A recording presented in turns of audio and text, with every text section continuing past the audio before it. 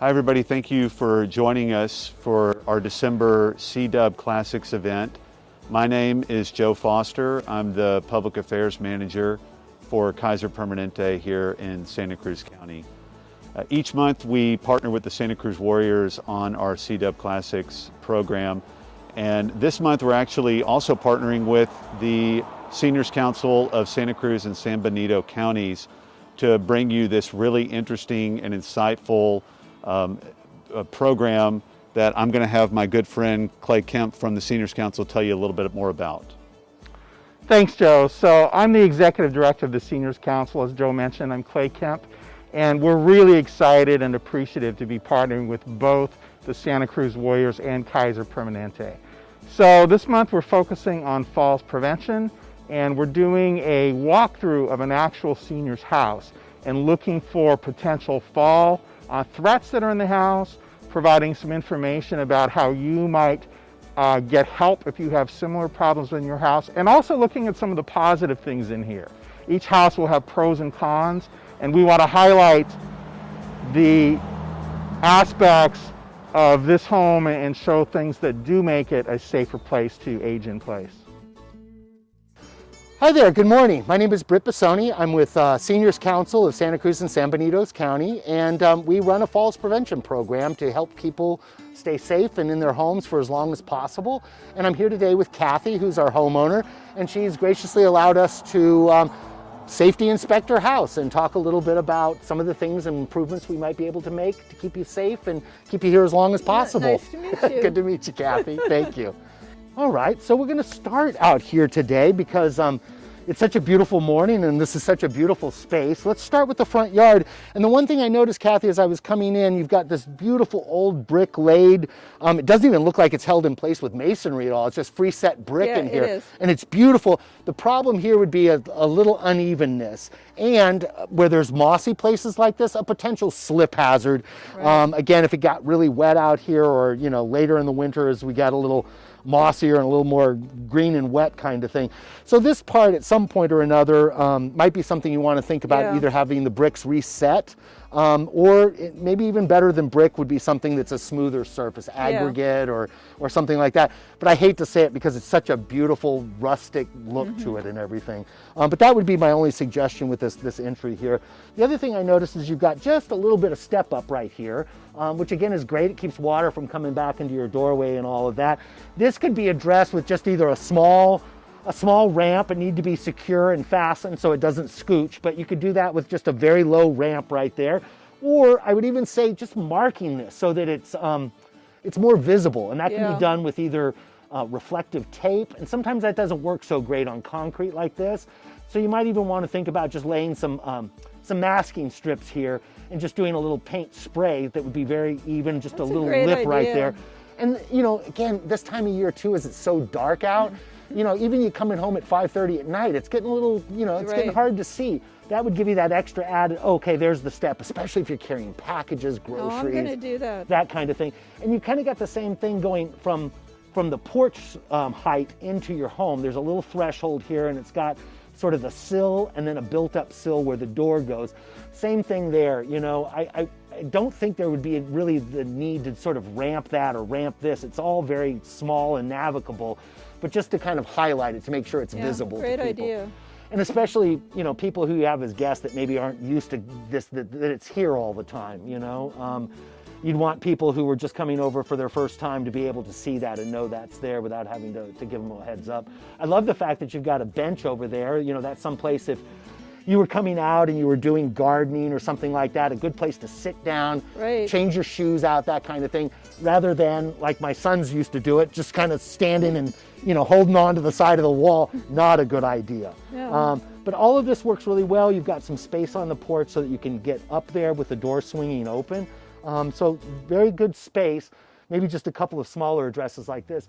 I also notice you have a small light here. I'm not sure how bright that is, but check the luminosity on it. You want as bright as you can stand, I guess I would say, just to make sure you can see and it illuminates this whole area.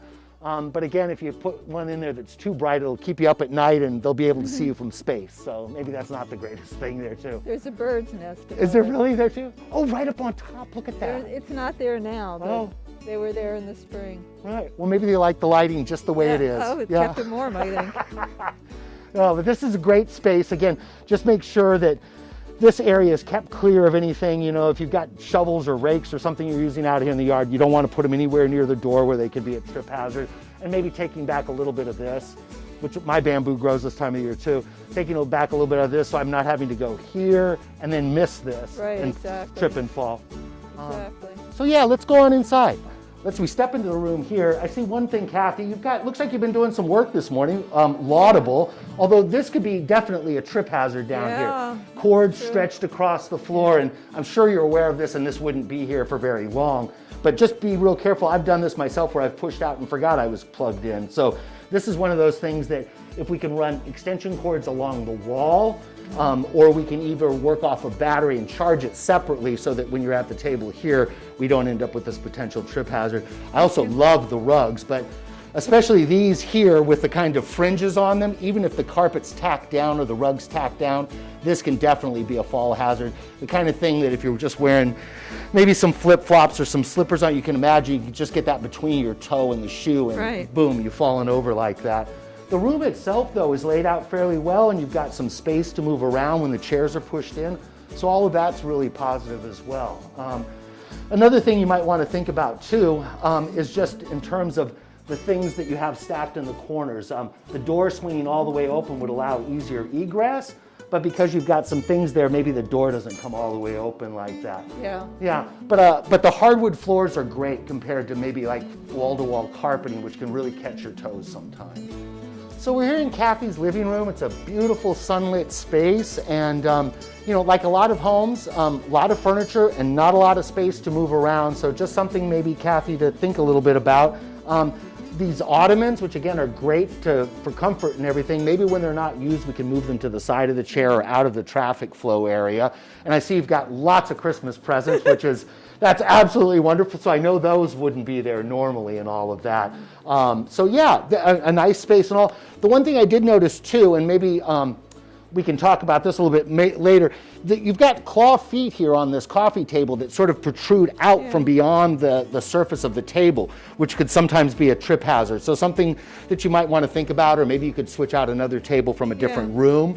But a beautiful table, and again, it'd be a shame to have to lose it. It's just, again, a lot of these things weren't designed with the idea that people would be navigating around them in such a small space. So, but a beautiful room. Again, the carpets, some of the fringes, and I can feel the carpet tacked down. It's not going anywhere, but the fringes themselves could be an issue then if somebody was to either stand up and catch their foot on the edge of this. So, Kathy, I also noticed you have some beautiful table lamps here, but the living room itself doesn't have any overhead lighting. So my assumption is that one of these light switches over here by the door catches these lights. But if not, we'll definitely want to make sure that there's either some auxiliary lighting here. We could even put up a puck light or something like that, so that as you come in, you can see the room to then walk over and turn the light on. Yeah, that would be much safer. Yeah. But otherwise, you know, beautiful room. Again, just the kinds of things that could be trip hazards on the floor is something that you might want to think about. The other thing too that some people don't think about is the height of a chair. Some chairs, if they're a little too low or a little too high, can be a hazard getting in and out of them. These seem to be about the right height. They're rocking and all of that. But again, as you get a little bit further along, and you don't want the kind of the instability of trying to stand up out of a rocking chair, it might be good to substitute a freestanding chair with 4 legs or something like this one. So we're in the kitchen now with Kathy, and it's a beautiful old-fashioned kitchen with an old Wedgwood stove here and beautiful glass-faced cabinets and all the rest. And so this is a space where frequently we have some problems in the house, just because it's such a place where people utilize it so frequently for so many different things. So Kathy's got a space in here where she's actually cooking, and on the far side of the room there's a little bit of an eating nook, and we can kind of cover that part later. So one of the things that we look for in the kitchen is to make sure that the countertops and the cabinets are all accessible. These are good low cabinets, so things that Kathy and her family needs more frequently should be on the bottom shelves, so there's not the need to get way up here on the top, either with a step stool or with a chair, which could, you know, potentially be a real fall. So again, nice low cabinets, all of the rest. Really good lighting in here. We've got some track lighting up on the front that's got positional lights that sort of shine all along the floor, so you can see really well if there's anything that aren't on the floor. And Kathy, do you have any pets or animals that live with you? We have one cat. You have a cat, yeah. So I don't see it, and frequently people will have that cat bowl or cat dish or dog dish in the kitchen somewhere, and that can potentially be a real trip hazard, especially if you've got something in your hands and you can't see your feet. Looks like Kathy's cat is fed elsewhere, although I'm sure he would love to be eating in here in the kitchen with her. That's great, Kathy. I'm glad that he's not underfoot here and everything. Safer for the cat that way, but definitely safer for us as human beings navigating the space and all of that. Countertops here are all sort of contained. There's not a lot sticking out here, so we've got this island that again has room to move around it on both directions. So if anybody in the house needed to use a walker and that kind of thing, they could navigate very well without having to maybe go back the other way or go on without the walker because there's no access for it and all of that as well. Kathy had mentioned to us earlier that the range hood here, Kathy, doesn't work the way it's supposed to, I guess. No. Yeah, and the only problem with that, other than just, again, not being able to vent the items that are cooking on the stove, is that if it happened to set off then the smoke detector, we've got problems there because it does occasionally. It does. Yeah. And if it sets off the smoke detector and because it's driving you nuts, you're looking around for something to crawl up on or a chair and everything, again, a real potential slip hazard, a fall hazard that we'd like to avoid. So by addressing the hood, we could then keep the smoke detector from going off so that then we don't need to address it as it activated and all of that too. So those kinds of things. Pay attention to what direction your doors and cabinets are opening out to. So, she had also mentioned to me that the oven needs a little bit of attention, but anything that has you stooping over excessively, and this is kind of a smaller stove, or they have a bottom freezer here, anything that requires bending over and reaching in, again, could be a bit of a fall hazard as well. So something that maybe the items you use more often, you want to put on the door or towards the front of the refrigerator freezer. Same thing with the drawers and the cabinets, as I mentioned earlier. Looks like you've got your coffee mugs and all of that, the kind of stuff that's real important in the morning, down low and accessible so that, you don't have to struggle to get to those and all of that. Kathy, how do you get to the things on the top shelf if you ever need those? I have this. I've had it for 40 years. Great, look at this, guys. It's an old step stool and all. And the good part about this is it does have a couple of sturdy steps. The downside of it is it doesn't have a railing or a handle to hold on to. But if used in conjunction with the counter, and maybe to steady yourself, that's probably a doable. But be really careful when you use this, Kathy. Oh, That's just one of those things that, none of us plan to fall until we've fallen. And something like this could definitely be a problem, especially if you're not hanging on. You mount it and you're trying to pull something off and you fall backwards. That's where the difficulty there might be. So we're at the eat-in kitchen here, and again, a beautiful space, beautiful windows looking outside and all. And the one thing I've noticed here is that there's not enough room to get all the chairs pushed under the table together. And again, the only problem there would be, right now there's plenty of room, but if you needed to navigate this space with a walker or even somebody with a cane, for example, could catch that on these legs that protrude because they won't fit all under the table here. So it might be something you consider either eliminating a couple of the chairs if you don't need them, or maybe a table of a different shape, that kind of thing, because it's not a large space, but it would just be a shame to lose it to having coffee in the morning. So that, yeah. I mean, it's a really small space to do it, but if we,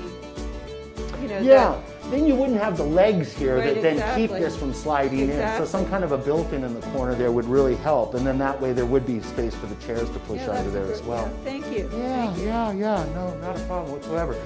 Again, the lighting is sufficient to see what's going on and to see any obstacles or trip hazards on the floor, so that's all really great.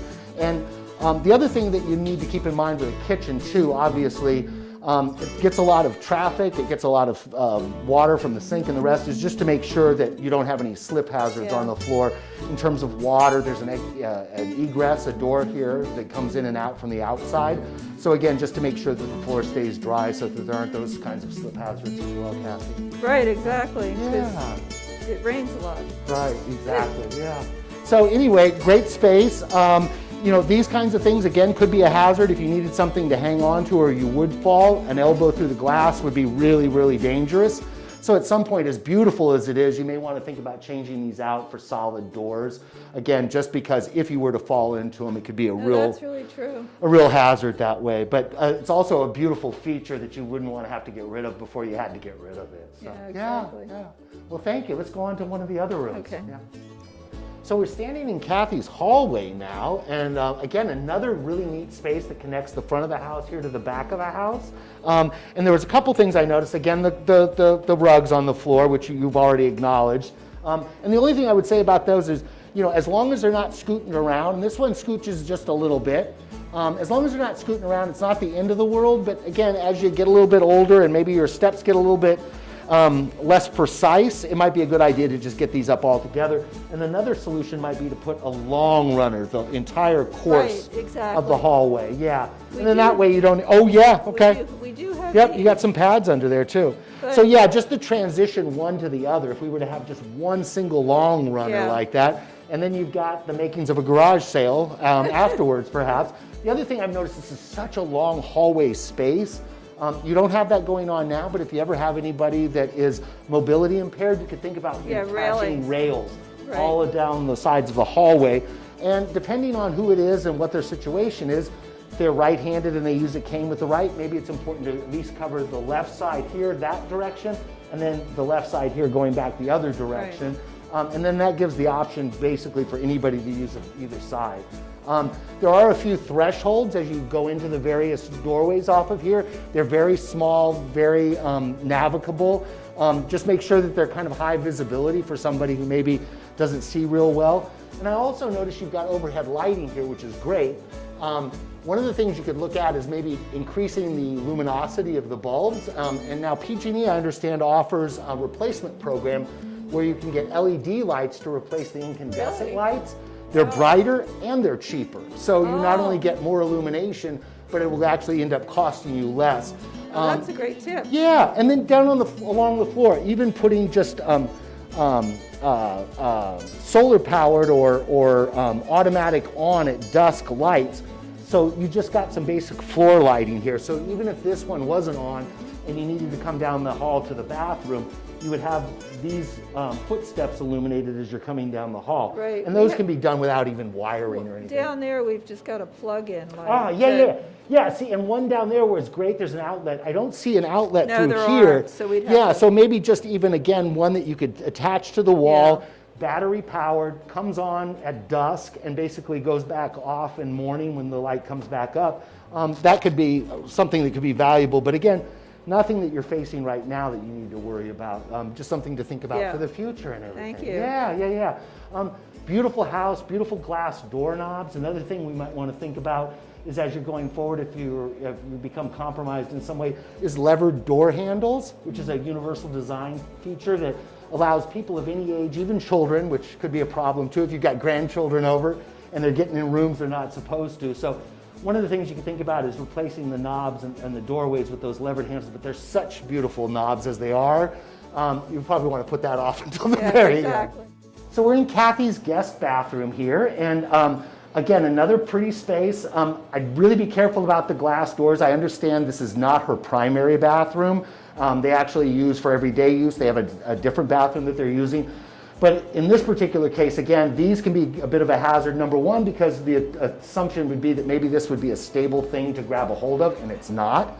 And again, the big sheets of glass here could pose a real problem if someone was to either fall into them or pull them back out this way. That said, they've also got a beautiful grab bar in the bathtub itself. So at some point, maybe the surround comes out and we just have a large threshold that you can navigate with a shower chair or a bath bench, that kind of thing, to make it easier to get in and out. But you don't have this as the obstacle or the potential hazard that it could be. Floors are great. Again, you've got some throw rugs on here, which is always part of a bathroom because you can't get away without the bath mats and all of that. Might be great, again, if they were either one mat or they were tacked down in a way to make sure that they didn't pose any kind of a trip hazard and all of that. There's not a lot of clutter in here, which is great. The lighting seems to be sufficient to illuminating the space, and you're not going to fall that way.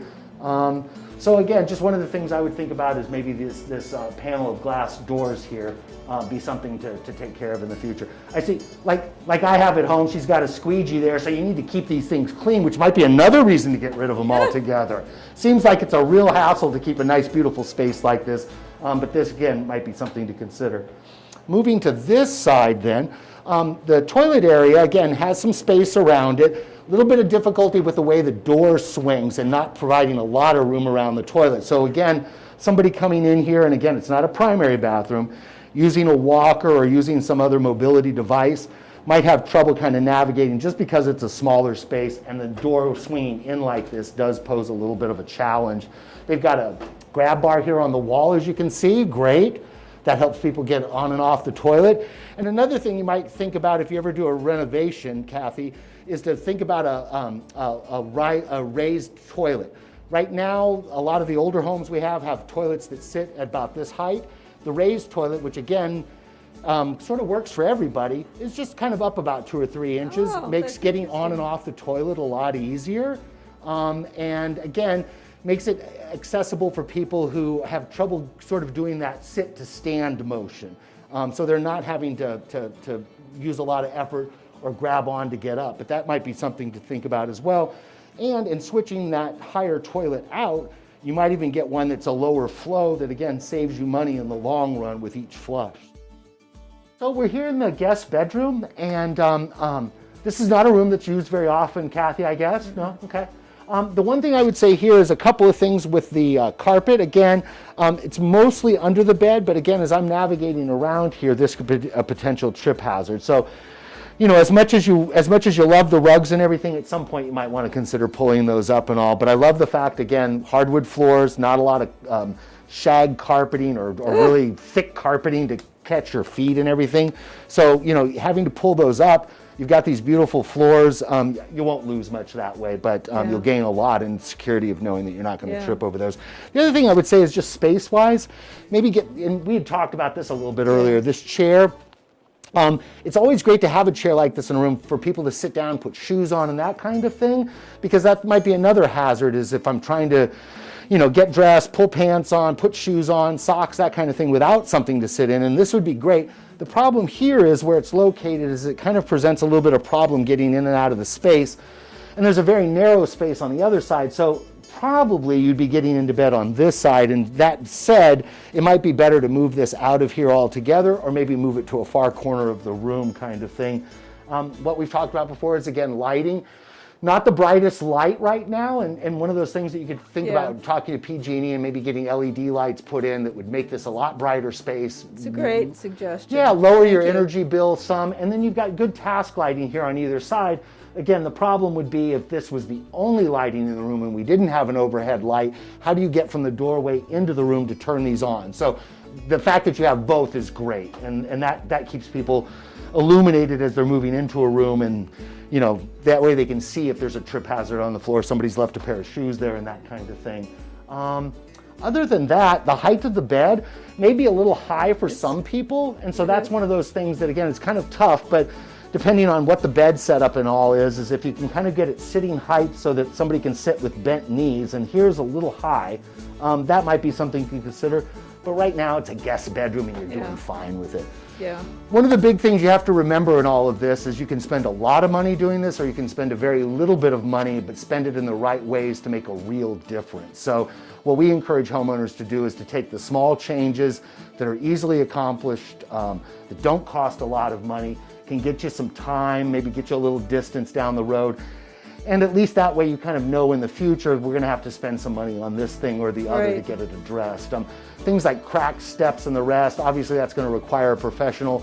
You know, save your money to get those things done, but in the meanwhile we can make those kinds of steps and those kinds of hazards a little less hazardous, and that's what the goal is in all of this. Great suggestion, thank you. All right, so we're in another bedroom here in Kathy's house, and I know I've said it already, but wow, what a beautiful space, sunlit and the whole bit. So just a marvelous place to wake up to in the morning. Just wanted to point out a couple things that seem to be kind of thematic. We've got the rugs down here, which again could be a hazard in the future. Kathy seems to be doing really well right now, but one of those things you really want to pay attention to, and the longer it goes, again, the more increased risk you have of having fallen over that unintentionally, Right. obviously, at some point, yeah. But good spaces, good flow through here, and she's got an equal space on the other side of the bed right there to come in and out. The door opens into the room, but it provides plenty of space to get in and out. We do have overhead lighting here, which is great, with a switch at the door so that you can enter the room with light as opposed to sort of feeling your way to one of the task lights, the table lights on the side there. So those are all good. Bed, again, a little bit high maybe for somebody who is mobility impaired to kind of swing in and swing out. But also good too, I guess in some ways, you don't have the obstruction of a footboard here as you're coming around, but it also doesn't provide a lot of purchase or a lot of place to hang on to and steady oneself, although we do have this on the other side. So again, a good way to be able to sort of navigate through here without feeling particularly vulnerable and falling in either direction like that. There's an additional bathroom around the corner, which we'll go and talk about here in just a second, but otherwise this is a beautiful space, Kathy. Thank you. You don't use this very often, is No. it? Okay, okay. Yeah, and think about too who you have as a guest, and at this point, if you just have younger folks coming over and stuff, maybe it's not as big of an issue. But as you have other guests that maybe would more compromised, it would be a good idea to sort of take this bedroom or the other bedroom and really make it accessible for somebody Right, and real exactly. safe for them, especially if you had somebody coming over with those kinds of issues. And as a good host, you wouldn't want somebody falling down on your No, watch. not at all. Yeah. Thank you. Cool, yeah. And I see we can pivot on over here, but she's also got a coffee station. She's got a coffee station over here and a little breakfast unit for people who wanted to have a little coffee in the morning, tea, that kind of thing. And again, all of this is fine as long as you're making sure that there aren't the hazards of cords going everywhere, and all of that's really contained in that corner and out of the way, which is absolutely wonderful. So we're here in Kathy's guest bathroom. It's kind of a small space, and so I just kind of wanted to point out a couple of different things here.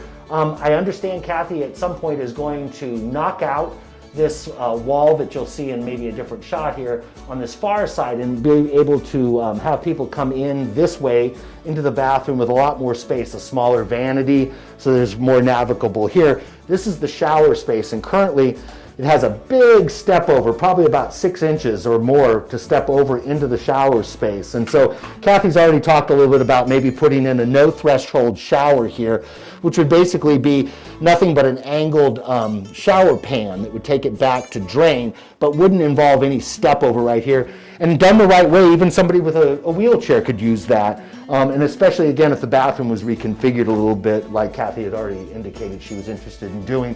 Good task lighting, solid floors. The trip hazard again would be the rugs and that kind of thing, but you obviously need those getting in and out of the shower. Some people roll those up or pick them up and throw them over the door after they're not in use, so that again it cleans up the floor a little bit, easier to navigate and all. But yeah, think about as you age with your home, what kinds of changes you can make, and this would be a significant remodel, but what kind of changes you can make to make it work for you. These days with housing prices in California being what they are, making what you have work probably makes a lot of sense than trying to find the place that's going to fit you that you can afford. So something like this, even absent the complete remodel, again, even making this more visible and showing that step up so that somebody doesn't forget it's there and fall into the shower as they're getting in, or the same thing, forget and step out and forget that it's a little bit of a drop right there. So just highlighting this, and you can do that with either some reflective tape or maybe even some non-skid tape, that kind of thing right there. You can also maybe put a battery operated, again, LED light sensitive light here, so that as it got darker it would pop on and it just shows this corner so that somebody isn't apt to run into that or fall over that coming in and using the bathroom. But a good space, really. And would lend itself very well to a remodel if that's what's going to happen here. Yeah, what we've thought about is also taking that whole wall out and facing the shower frontwards. Right, and right. making it, completely flat with the ground. Exactly, yeah, and that way you could just roll in and roll out if it was a wheelchair, or Right, if, again, making somebody it- with yeah, a walker, they could exactly. leave it right outside and easily step in. If you were going to do those as well, you'd obviously want to have grab bars in your shower. And if you were going to do a remodel like that, you can even have the remodel be such that there's a small bench or a seat in there, again. Right, exactly. To make you more stable for people who want to bathe sitting down or even shower sitting down, with a handheld shower attachment, so you don't need to stand there, hold on, and try to shampoo and Right. soap and all of that. But yeah, this could be a little bit of work, but I think it could really grow with you over time. So we're out here in Kathy's backyard. I keep saying it, but another beautiful space. All the more reason to want to stay here for as long as you possibly can.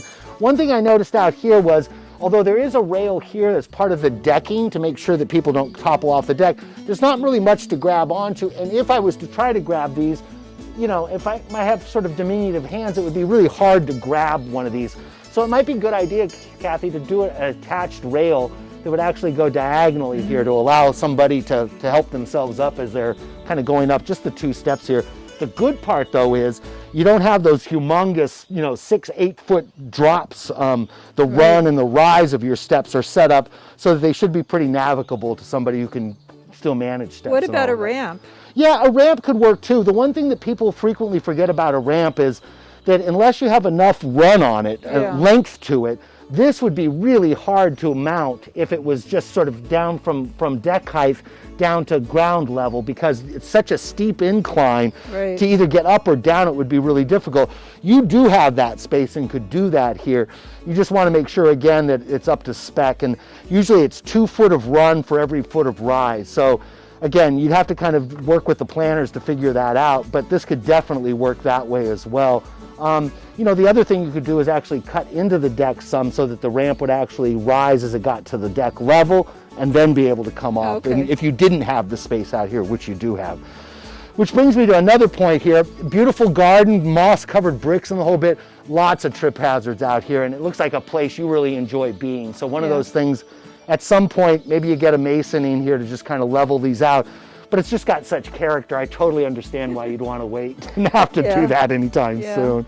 Yeah, so a lot of folks, having spent the time in their house and all and made sure that those kinds of things were addressed in their home, sort of forget the spaces around their house, which for a lot of us here in California is every bit as important as the interior of the house. So making sure you have navigable pathways, that there aren't really big drop-offs or unexpected buckles in the cement, or the asphalt or the concrete is really, really important. Here again, it's an older yard. There's some changes in surface levels and textures and stuff. So, I would just suggest, until you sort of, hit the lottery and want to do all of that kind of work, just make sure those are really highlighted. There are, again, reflective tape you could put here. That's a great idea. Yeah, here is not a place where somebody would walk, but you can see how the bricks have sort of buckled and how there's a big depression there. If this was in the middle of the pathway, for example, maybe I just want to put a little glow paint or something just to make sure that people could see that if you were walking along, especially at dusk or something like that, when it's harder to see. But you've done a really good job of keeping the plants from encroaching upon the pathways, which again is a big deal. I know with a lot of the stuff that is annuals, it'll die off, it'll kind of fall back over the path. We've got a lot of salvia at home that sort of has grown bushed in on the path. Us I need to clear that out a little bit so I've got a nice path there. But you've done a really good job of that all around the yard here, so it looks great. This rail thing is something I definitely see too, that you wouldn't have to spend a lot of money on, and it would even give you that extra, to kind of pull up onto here like this. That's a great idea. Other than that, it's a great space. Just the unevenness of the pavement and your awareness of that is a real important part of all of that. And I guess, really beyond that, again, if you had some time and some money and wanted to spend some time doing it, some of this could be relayed. It could be made more even if you were to go on ahead and sort of maybe take the brick out but put one solid surface, although again, you lose a lot of the character, and that's the battle with a lot of these kinds of things too. They don't all have to be eyesores, but it's not what you're used to. It's not the home you loved when you have to put concrete down here and pull these bricks up. It would be hard. Yeah, and this is an important part of all of this, is we need to acknowledge the difficulty it is in making some of the changes that would keep you fall safe. Not all of them are aesthetically great, They don't have to be eyesores, but not all of them are aesthetically great. And some of them even involve changing your lifestyle around a little bit. Kathy had a great thing going on in her kitchen where the things she used most often were low. But if you liked that setup in your cabinet because it displayed the pretty dishes and you didn't want to move them, if you had to do that, it's different, and you're going to have to live with that or decide that you're wanting to live with that. Right, So, exactly. yeah, and those can be really difficult decisions, but I think, if the alternative is you really knew that next month you were going to have a catastrophic fall, of course you would do it. But we don't know that. So a lot of what we're doing is preventative work, mitigation work, and you have to kind of swallow the bitter pill to keep the disease from progressing, as it were, and that's what was going on here. Because it's a way for me to stay here without ending up in a nursing home. Exactly, and to keep it just the way you love it might be great, but if you can't stay here because next month you experience a fall, what was the point? Right. So those are difficult decisions to make, and that's why I say incremental changes are fine. We don't want you to just completely disrupt your life, but where there are changes that you can make that are relatively painless, relatively inexpensive, great. There are other resources if you need help with installing grab bars, or if you need help with identifying other potential issues and stuff. We could certainly hook you into some network services where we can get those kinds of things paid for and installed, or at least help for a lot of homeowners. There are some income and eligibility guidelines that go along with that. So we can't guarantee that for everybody, but we can certainly get you the resources so that you know what it is you need when you're talking to that contractor, even if we can't help with that. So Seniors Council has a fall prevention program. It's part of the California Department of Aging's Dignity at Home fall prevention program service. And the idea was we could do a home assessment like this, Kathy, but we can also do things like pay for somebody to come in and take a look at the grab bar placement in your bathroom. Are they where they need to be? And are they really going to be effective in supporting somebody in that kind of a need? We can make recommendations for you to talk to your pharmacist or your doctor about falls prevention, review of your medication. A lot of medications these days, especially sleep medications and some blood pressure medications, can dramatically impact your sit-to-stand balance and orientation. So you'd want to make sure your medications were looked at as well. And then, finally, just regular adaptive equipment, things like a walker. It's not the most attractive thing in the world, I think a lot of people would say, but even if you're just using it around your home to make sure that you're stable and that you have a place to put something on the seat or the basket while you're moving to another room, those kinds of things can be really valuable. And those are difficult conversations, but I think a lot of if we can take the expense and the fitting part out of it, and we can get somebody to the person they need to see to make sure that they have the equipment that they need, it's almost like you've kind of got a new lease on things because you feel so much more secure in your environment. Exactly. And I want to stay here until I die. Right.